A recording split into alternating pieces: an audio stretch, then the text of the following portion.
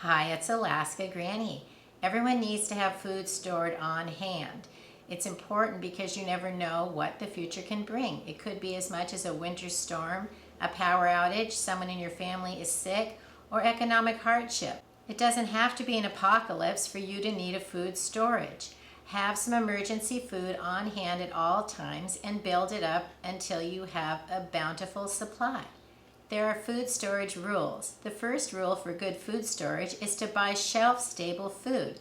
Shelf-stable food is food that can store in your pantry, doesn't need to be refrigerated, and has a pretty good shelf life for at least, say, 6 months.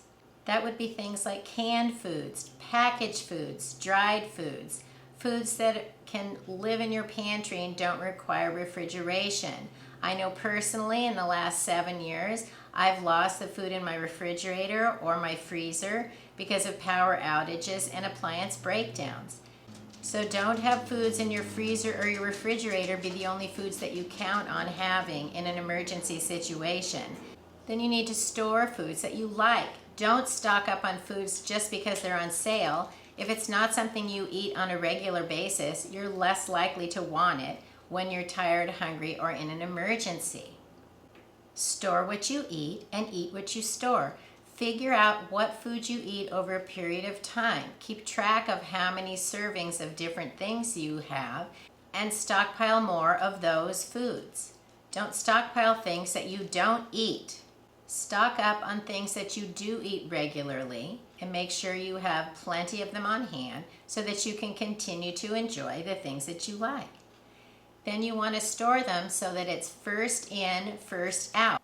If you already have, say, tuna or beans on hand when you buy new, push the old ones to the front of the shelf and put the new cans to the back.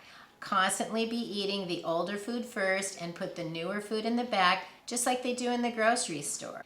If you're not rotating your food, you end up with food that becomes lost in the back of your pile. It becomes expired, it may not be good anymore, and then you don't want in a real emergency that that's all the food you have left, something that's 10 years old and possibly spoiled.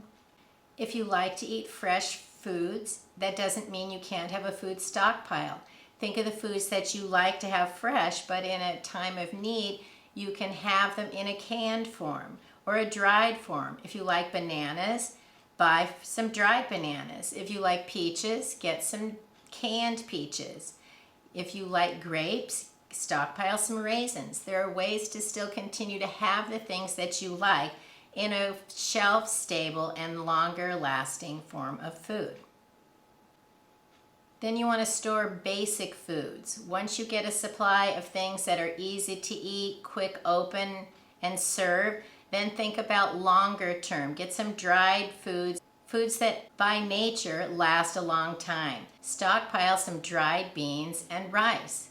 Get some things like honey, salt, sugar. Those are shelf stable for many, many years and basic foods that'll last and last. Make sure you check the serving size and calorie content and be aware of what would be an entire day's meal from the things that you stockpiled.